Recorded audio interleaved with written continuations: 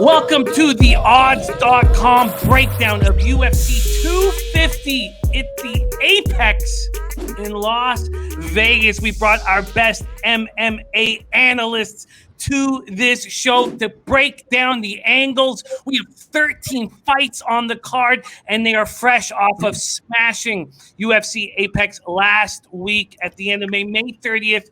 A big winners around from our guys, and now we are back at it to get that cash. First off, we have Clint, star of the Die Hard MMA podcast. Clint, how are you, my man?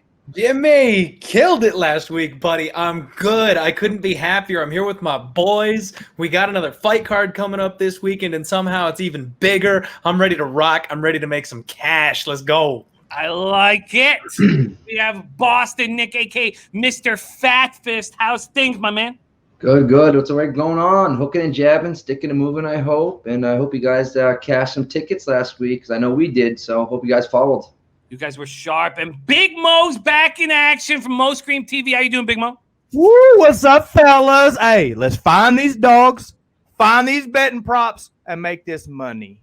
Let's get after it. 13 fights on the card. We got early prelims, and a main card that ends with a women's featherweight title. Let's get right after it right now.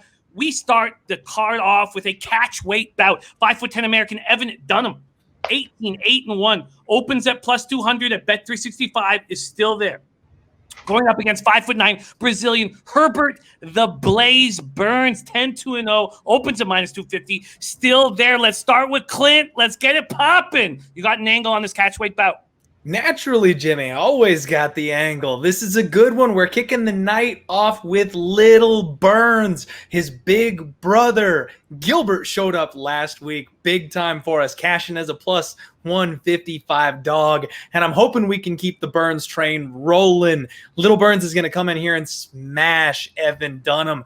Dunham is coming off of a retirement, Jimmy. This guy took so much damage. He was getting beat so bad, he hung up the gloves. And it's never a good sign when those guys get the itch and turn around to come back. It's either financial or it's because they got it in their head that they can get back to that belt, and it never goes well. Herbert Burns is the new kid on the block. This is a big step up in competition for him. So because of that, I'm not a massive fan of the line right now. But at the same time, how are you going to back Evan Dunham? He's a career lightweight, 155. This catch weight is at 150 because I think he's trying to drop to 145, which means he's cutting an extra 5 pounds that he's never had to cut for fight data before. I think he's brittle. He's damaged, and he's coming back, and he's going to cut that extra 5 pounds. And when you're going up against a guy with the last name of Burns, you need that durability, son. I don't think he's going to have it. I think Burns ends him.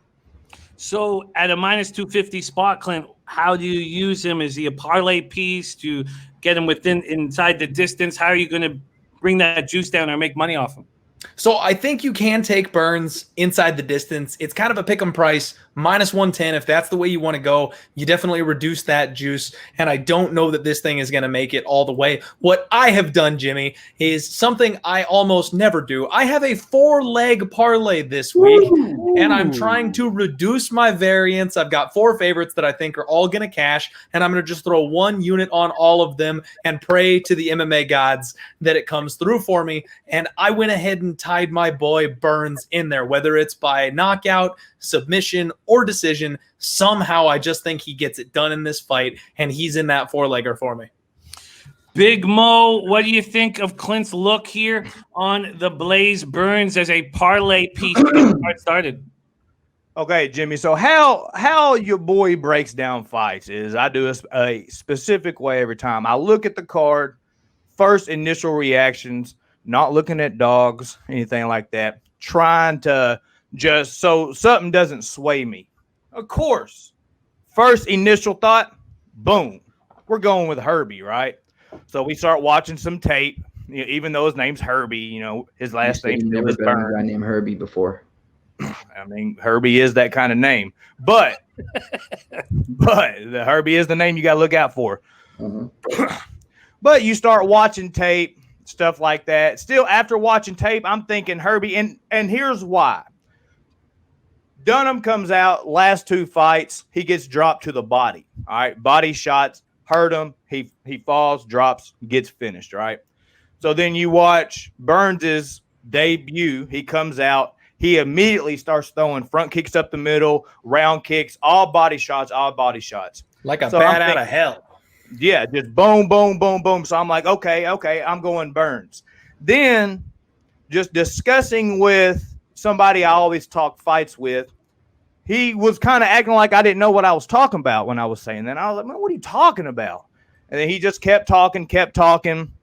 And he was like, look, dude, this is how, he was saying that Herbie has no power. He was saying that those other guys, Tronaldo, OAM, have a lot of power to where Herbert doesn't have a lot of power. I went back and watched, and he is right. He's just throwing just a touch. He's not throwing with bad intentions. Then I watch a little more tape, and here's why. I always preach this, and I'll always keep preaching this. There are BJJ practitioners that enjoy fighting off their back. So if they get caught, they get clinched, that they immediately pull guard or they get taken down. So that's why he throws so many kicks, because he's not scared to go to the ground, because he wants to go to the ground. And normally that's why I was all over Mr. Royval last week. I was all over him. I could just see it. Herbert's good at doing transitioning from submission to submission, just like Royval is. But here's the difference. The more tape you watch, Evan Dunham's a really good wrestler. He has really good top pressure. And he's a BJJ black belt as well. So he's going to be able to, as well as possible, avoid those bad those bad positions while on the ground, like in half guard, side control. There's not a lot of submissions you can snatch up from those positions. Being a BJJ black belt, owning his own jiu-jitsu gym, I think ended up changed my mind. I think Dunham's going to be able to come out, going to end up on top, and the top control, the top pressure. I don't think Herbie's going to be able to sub Evan Dunham. I just think he's a vet. Go look at who he's lost to. They're pretty legit guys or bigger juice head guys. Herbie doesn't hit hard, and with him not hitting hard, and I don't think he's going to be able to sub Dunham, well, then I sit back and I go, okay, well, then how do I see this happening? Well, I could totally see Dunham winning the decision. Then you go check those odds. You could snatch up Mr. Dunham wins by decision for plus 375 right there. Ballsy. That's kind of how I see it going. Don't get me wrong. Herbie can snatch that submission up. He is a good grappler, but a lot of people see the last name Burns and they think because he's smaller, he's the younger brother, but he's actually the older brother. And it's kind of like what you see is what you get from him. I don't see him evolving like younger brother Gilbert. I think a lot of eyes are going to be on that because of Gilbert. And we also learned you can't bet on siblings just because their last name last week. I was all over Chug last week. A lot of people were on Shevchenko, just didn't see it. A lot of people were looking at the last name. Just my pick live. Yeah, no. Mr. Nick, he did live. Like as they were walking out, he goes, "You know what? I'm changing to Chug." And didn't you place a bet on her? Yeah, plus 125. That was ridiculous. The odds got to plus 125. With all that said, smaller cage stuff like that, Dunham, I think Herbie's going to pull guard at some point. Dunham's going to be on top control, top pressure, not going to put himself in bad positions, win 2 out of the 3 rounds. Boom. There's your winner, Evan Dunham. Wow. Is this a full unit bet, Mo? Is this full unit? Yeah, I mean, after watching tape, I'm fairly confident in it, Jimmy. Yeah, I'd say bust you a full unit. Just because you got to look at the path of victory for Herbie. So Herbie did in that clinch. He pulled. I'm not telling you those paths of victory, Mo. Yeah. First off, Clint, I'm sorry, but you nailed it. Inside the distance, parlay piece, you name it. Okay. This is Gilbert Burns' younger brother. Okay, it is. Say good job. He's been huh? Don't say you're sorry. Say good job, bro. You know, I was trying to make it. I was trying to make it. You know, I'm sorry. I'm with you, brother. On this one. Good job. Listen, Gilbert's been obviously they've been training together with this COVID. He's been probably drilling, striking, less than that. I thought Evan Dunham is 38 years old, and as we say, that's father time. He's turning 39 soon. So, and then that being said, Gilbert Burns has a 4-inch reach advantage as well. Okay, this is what's going to happen in this fight. Gilbert Burns is going to end it before the. Hey, champ. Okay? So, if Gilbert was fighting Evan Dunham, I'd be all over Gilbert, but it's Herbert. Okay, get it. It's Herbie. I'm betting on Herbie. Let's do it. Now, Mo, I just got to ask, who's your expert that says OAM has power? You realize, I know. I like Olivier Mercier has one knockout on his entire record, and you know who that knockout is? Kind of a juice head. Dude is full of the picos, though. Dude's kind He's got one knockout on his whole record. Hey, guys, Evan Dunham. I'm After that knockout, Mo, he went on a 3-fight losing streak. He's not with the UFC anymore. I'm listening. I'm open ears. Paycheck. We're about positivity here. Hey, convince me right now, both of y'all, 2-on-1. Convince me. Tell me how Herbie's going to win, and I'll switch my pick right now. Did you see the news landed on Landwehr? But there's no submission. Yeah, bro. I did. Is the same price. So that's why you're not betting by submission, correct? Probably, Clint? Because it's definitely not betting by submission. The one thing that Evan Dunham has going for him is a ground game. He's only been submitted once in his entire career. He loses by decision or he loses by knockout, which, by the way, he's got 4 knockout losses. The dude's shot as far as so you don't see goes. At any point in time, you don't see Herbie on his back and Evan Dunham on top. I don't. I do see that. That could potentially happen, but I mean, did y'all watch tape? I also know that Herbie trains with older brother Gilbert. He trains with Kamaru freaking younger brother Gilbert. Younger brother Gilbert. Sorry. I'm expecting improvements in the wrestling and the grappling, the fight IQ. He's in a champion caliber gym training with champion caliber fighters. This is a 38-year-old dude dusting off his garage. Trust me, man. My heart's beating fast right now even saying it. You know what I mean? I just can't help my feeling. You know what I mean? I hear you. I know you're. Hey, this is only the first fight of the night, folks. Ugly girls you tuned in. This is only the first fight of the night. Hey, hey, boys, y'all miss me? Let's do this. Let's go. And nobody got somebody off of a plus 375 dog. 2016. That's right. You got to respect the balls taking a 375 dog. Let's go, bro. You got to find pass, bro. I told you. He's only 190, though. All right, there you have it. First bout on the card. Big Mo. Not 200, plus 200. You could have Evan Dunham. He says, no, I want him plus 375. Let's get a bigger plus line. And that's what he's found. We have Clint and Big Nick on the other side with Herbert, the Blaze Burns. Let's move on to light heavyweight bout. 6-foot American, Alonzo Menifield, 9-0-0. Nary a loss on the record. Opens up at minus 225. Still there at bet 365. Going up against 6-foot American, Devin Brown Bear Clark, 11-4-0, plus 187. If you want him, Mo's already on one big dog. Is he on another one, Big Mo? Oh, Jimmy, let's not get too crazy here, bud. All right. We're trying to win money here, not just spend money. You know what I'm saying? Now, don't get me wrong. Is there a path for him to win? Yes, there is. Here, I'll tell you the path in case you want to get crazy, and you want to, bet some dogs, and you're just feeling wild. First off, Zoe, big super jacked up guy, right? Super jacked city. Well, a couple things. One, he hasn't been out of the first round a lot. He swings with power every single strike. 2 or 3 punch combos, all power, all the time. Very hard to take down, very good balance, but everything is power. When everything is power and you're that jacked up, muscles need oxygen. The more muscle you have, the quicker you're going to gas.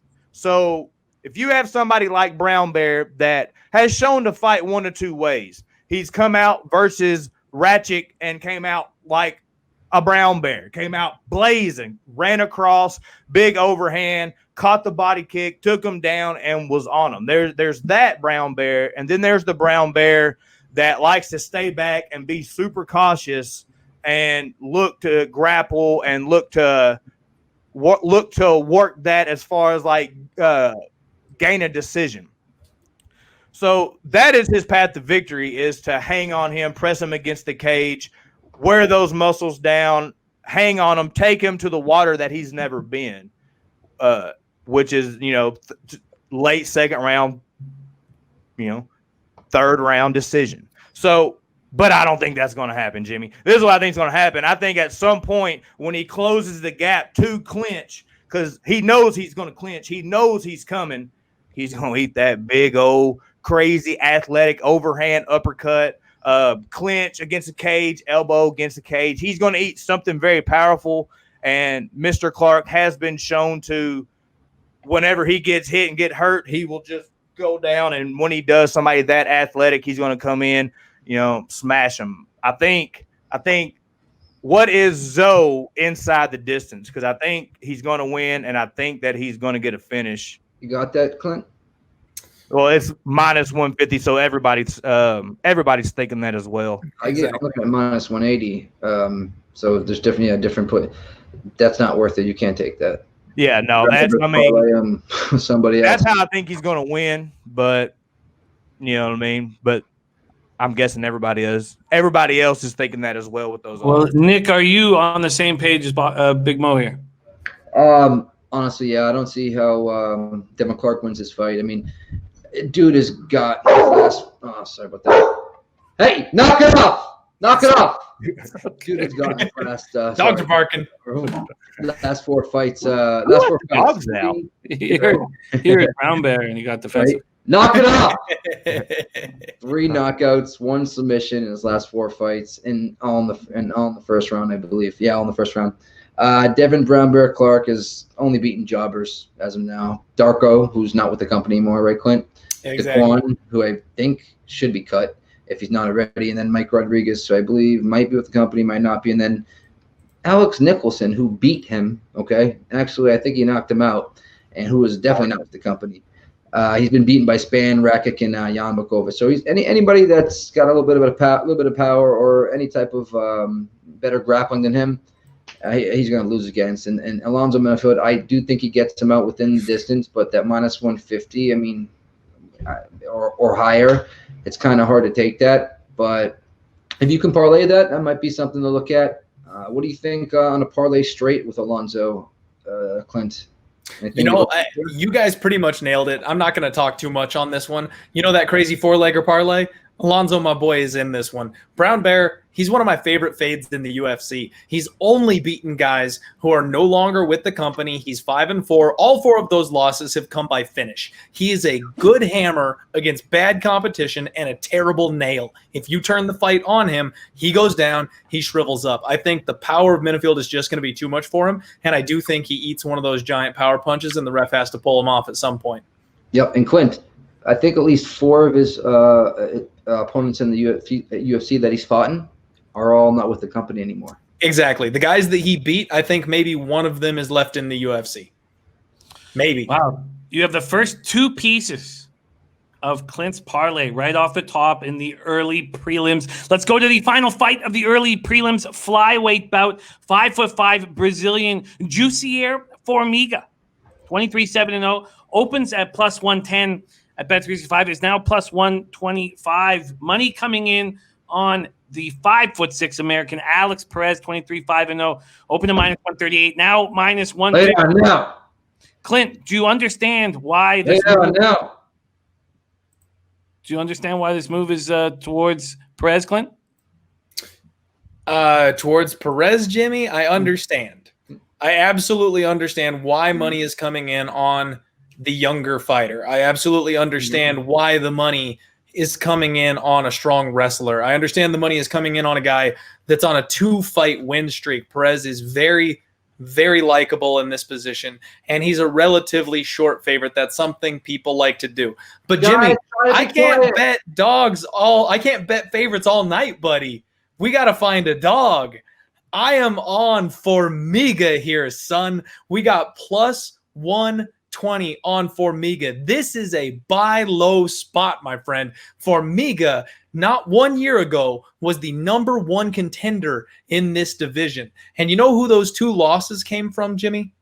Brandon Moreno, who's one of my future stars of this division. I think he's going to be competing for a title very, very soon. Bet him as a big underdog against Formiga and cashed in on that one. And Joseph Benavidez, the guy that's fighting currently for the belt. And before that fight, Formiga fought and beat Davison Figueiredo, who's the guy that just knocked out Joe Benavidez. Alex Perez is untested. The one time in his career that he stepped up in competition, he faced Joe Benavidez. Joe finished him twice that night, Jimmy. The referee pulled Joe off and then thought Perez had something left and actually let the fight continue. One of the most horrific, unforgivable mistakes I've ever seen a referee make in my entire fanship as a UFC guy. He let the fight continue, and Joe knocked his ass out a second time and made the ref pull him off again. So this kid has not been tested at the high level, and now we're getting a guy who is proven as a top contender in the division, and everyone's down on him because he lost two of the best guys in the division. I'm all over Formiga here. I think he gets this done.